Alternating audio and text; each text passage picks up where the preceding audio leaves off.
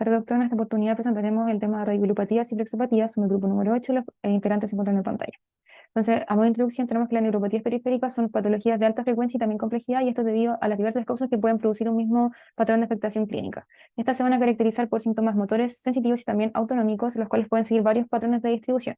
Entre estos está la radiculopatía, que van a producir déficits radiculares segmentarios, mientras que las plexopatías, el patrón sintomático no se va a ajustar a la distribución de cada raíz o nervio particular, ya que los plexos van a estar entretejidas varias raíces nerviosas. Con respecto a la epidemiología, la radiculopatía cervical se ha visto una mayor frecuencia entre los 50 y 55 años de edad y una mayor incidencia en hombres. Y entre las causas se ha descrito un atrapamiento foraminal del nervio cervical como la causa más frecuente. Esta va a ser generada por una disminución de la altura del disco vertebral y también por cambios degenerativos de la estructura columnar. La segunda causa corresponde a la herniación del disco pulposo. Con respecto a la lumbosacra, se ha descrito que un 4 o un 6% de la población general va a ser afectada en algún momento de su vida por esta patología. Dentro de ella, la manifestación principal va a ser el dolor lumbar y se ha visto que en algunos casos hay un predominio del sexo masculino y una edad de aparición entre 36 y 46 años de edad. Con respecto a las plexopatías, la braquial va a ser la más frecuente, con un 84% de incidencia. Y además se ha visto que el 70% de los casos van a corresponder a causas traumáticas y el resto van a ser causas médicas como neoplasia, enfermedad hereditaria, enfermedad inmunitaria, entre otras causas. Si bien los porcentajes van cambiando según los estudios, se ve que hay una mayor predominancia en el sexo masculino y también una edad promedio entre 55 años. Con respecto a la lumbosacra, no tiene una epidemiología muy clara a nivel mundial y a nivel nacional y va a ir variando según los estudios. No se ha visto una predominancia por sexo y la edad de presentación va a ser de 58 años. Con respecto a la etiología, las radiculopatías van a ser precipitadas por la presión aguda o crónica sobre una raíz nerviosa adyacente a la columna vertebral. Dentro de la etiología de la radiculopatía cervical se va a encontrar, por ejemplo, la herniación del disco cervical y dentro de la lumbosacra la hernia de disco, entre otras. Mientras que la flexopatía suele producirse debido a una compresión física del plexo a una lesión y va a tener diversas causas. Por ejemplo, la braquial posee diversas etiologías que son fácilmente clasificables según su localización. Entonces encontramos las supraclaviculares, las infraclaviculares y las de todo el plexo. Y dentro de las supraclaviculares se pueden subdividir en plexo superior y plexo inferior. Dentro de la lumbosacra va a tener una menor frecuencia ya que las estructuras nerviosas van a estar relativamente más protegidas y dentro de estas van a estar la anomalía anatómica y los tumores. Con respecto a la fisiopatología, los mecanismos de lesión de las raíces nerviosas se dividen en dos tipos, los mecánicos y los no mecánicos. Dentro de las lesiones mecánicas son las que se generan por compresión, la cual va a generar una disminución del aporte sanguíneo y por lo tanto un aporte nutricio. Y en las lesiones no mecánicas, producido por diversos mediadores de la inflamación que provocan un daño directo al nervio. Es súper importante recalcar que los sitios de compresión o de daño de las raíces nerviosas van a ser más frecuentes en zonas de la columna que presentan mayor movilidad. Y además podemos ver un factor degenerativo de la columna vertebral, específicamente en los discos y las articulaciones apofisiarias, por una deshidratación gradual del disco, lo cual va a generar una mayor tensión, lo que produce una debilitación a largo plazo y esto va a ayudar a la generación de una herniación. Se puede presentar dos tipos de herniaciones de disco, la rotura del disco blando que se produce cuando el material nuclear secuestrado va a experimentar una herniación a través de un desgarro en la parte posterior del anillo y la herniación puede ser dorsal, dentro del foramen, lateral y muy raras veces que sea ventral. Por otro lado, las roturas del disco duro se produce la pérdida de la integridad estructural que conduce a debilidad y también a protrusión del anillo. En las lesiones del nervio periférico se encuentra la degeneración valeriana, que corresponde a una degeneración axonal hacia distal producida por un daño axonal a nivel de la lesión, y este proceso ocurre entre las 24 y 36 horas de la lesión y tiene como fin poder remover el tejido dañado. Por otro lado, el proceso regenerativo comienza entre la segunda y la tercera semana de la lesión con la formación del cono de crecimiento axonal a nivel del cabo proximal. Ahora, si la estructura interna del nervio está conservada, el cono de crecimiento va a ser capaz de poder avanzar hacia distal a una tasa de 1 milímetro a 2 milímetros por día. Y esta velocidad va a depender de la edad del paciente, o sea que va a ir disminuyendo a mayor edad. Es importante por recalcar que mientras no se restablezca la conducción nerviosa, la placa motora va a quedar desnervada. Ahora, si es que el músculo no recibe ningún estímulo antes de los 18 a 24 meses, va a comenzar a sufrir atrofia y fibrosis permanente, siendo imposible en este punto poder restaurar su función a pesar de que sea reinervado. Existen tres tipos de lesiones. Tenemos la lesión de tipo neuropraxia, donde el daño solo produce desmielinización focal de los axones y estas lesiones presentan un bloqueo en la conducción que se recupera de forma espontánea dentro de los 3 meses una vez ocurrida la remielinización. Y en este tipo no se va a presentar degeneración valeriana ni signo de Hoffmann-Tinner. En las lesiones de tipo axonotmesis se dañan los axones, sin embargo el epineuro se mantiene intacto. Entonces, si es que la estructura interna del nervio se encuentra interna, el cono de crecimiento axonal va a poder avanzar hacia distal y se va a regenerar espontáneamente el nervio dañado. En cambio, si es que la estructura interna del nervio sufrió daños y se produjo ya la fibrosis, va a existir un bloqueo en el paso del cono de crecimiento y esto se va a conocer como neuroma en continuidad. Finalmente, la neurotmesis hay una sección completa del nervio, entonces va a existir una distancia física entre los dos cabos del nervio, lo que no permite la regeneración axonal. Entonces, en el cabo proximal se va a formar las neuromas, que son estructuras muy sensibles tanto a la palpación como a la percusión, por lo que van a generar dolor y también aparición del signo de Hoffmann-Tinel. Con respecto a la semiología, tenemos síntomas y signos que pueden presentarse en enfermedades de los nervios periféricos que se presentan en esta tabla, y pueden ser, por ejemplo, sensitivos, que son los más frecuentes, motores y también autonómicos. Y todos pueden detectarse tanto en anamnesis como exploración física. Con respecto a las radiculopatías, tienden a causar síndromes radiculares característicos del dolor y déficits neurológicos que son segmentarios basados en el nivel de la médula donde está la raíz afectada, como por ejemplo dolor o parestesias según la distribución dermatómica, músculos débiles o atróficos, se pueden presentar deterioro sensitivo y reflejos osteotendinosos disminuidos o ausentes. A continuación se van a detallar también signos característicos según la raíz anatómica afectada. A nivel cervical se detalla de C4 hasta C7, a nivel torácico y a nivel lumbar entre L3 a L5, y por último a nivel sacro, que sería S1. Las manifestaciones de las plexopatías van a incluir dolor en los miembros y déficits motores y sensitivos, y las partes del cuerpo que se van a ver afectadas van a depender del plexo que esté dañado. Si el daño estuviera, por ejemplo, en el plexo braquial rostral, se va a afectar los hombros. Si está en el plexo braquial caudal, las manos, y así sucesivamente. En el caso de la neuritis braquial aguda, los hallazgos van a incluir dolor supraclavicular intenso, debilidad y también disminución de los reflejos con alteraciones sensitivas leves que siguen la distribución del plexo braquial. Continuando con la presentación, para hablar de diagnósticos diferenciales se debe realizar la clasificación de las radiculopatías y plexopatías. En primer lugar, las radiculopatías se dividen según lugar anatómico de afectación, en cervicales y lumbosacras, y según mecanismo de afectación, en traumáticas, compresivas, por ejemplo, por alguna hernia discal, osteomelitis, y no compresivas, pudiendo ser de origen infeccioso, por algún citomegalovirus o virus de varicela zoster, de origen inflamatorio por alguna sarcoidosis, también neoplásicas o por radiación. Por otro lado, las plexopatías se pueden clasificar según lugar anatómico de afectación, en braquial y sacra, y según mecanismo de afectación, en compresivas por alguna neoplasia o hemorragia, y no compresivas, que incluye las de origen infeccioso, radiación y diabetes mellitus. Dentro de la más frecuente está la radiculopatía cervical, la cual se caracteriza por la disfunción de un nervio cervical y o sus raíces, por compromiso del nervio espinal en el foramen, por disminución de la altura del disco intervertebral, o cambios degenerativos de las articulaciones oncovertebrales y cigoapofisiales.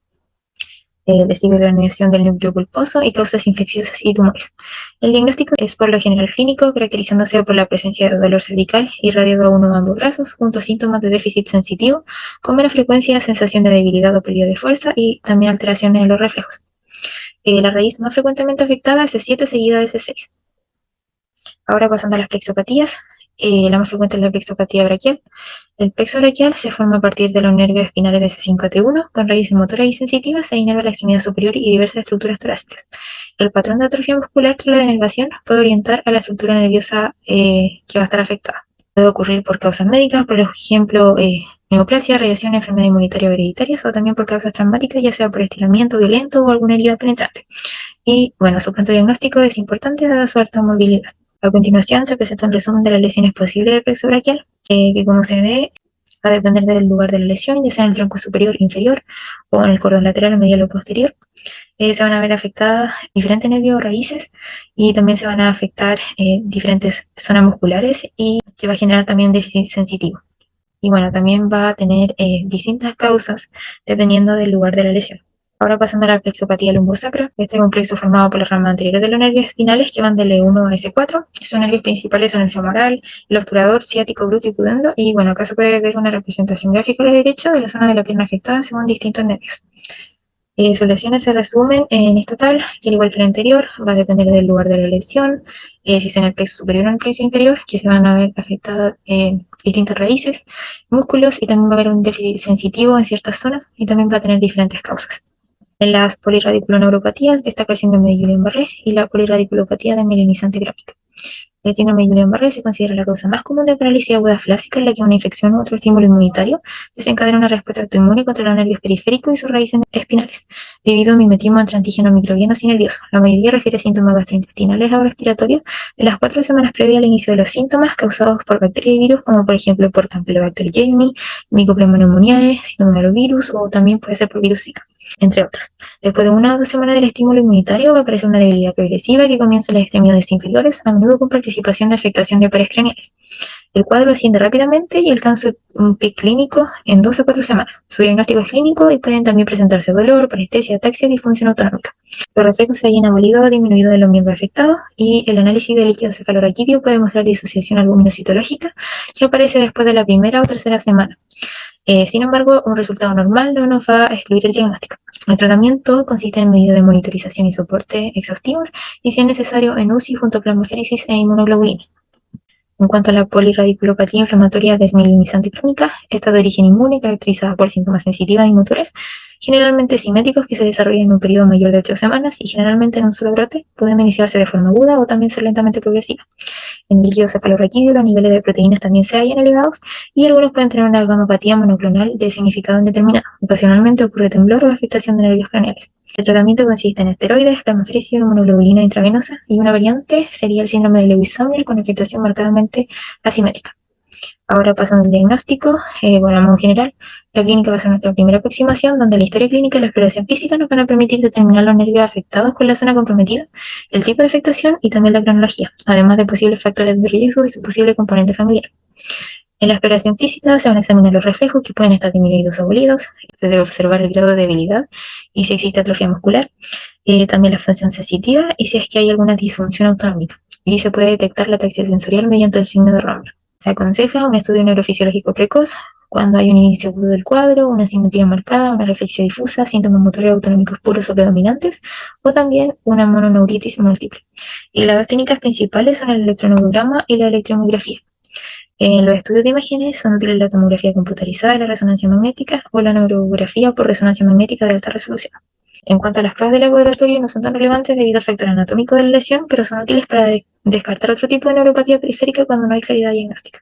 Ahora bien, de manera específica, las radiculopatías, en ellas se requiere resonancia magnética, tomografía computarizada o electromiografía, pero estos estudios no pueden identificar la causa. A las 3 semanas de la compresión nerviosa aparecerán hallazgos anormales en el miotoma implicado, aumentando la sensibilidad del estudio si se examinan los músculos paraspinales, que además diferenciarán la radiculopatía cervical de la plexopatía braquial. También se realiza análisis de líquido cefalorraquídeo para controlar causas infecciosas e inflamatorias y se mide la glicemia en ayunas para controlar la diabetes, pensando en una neuropatía periférica.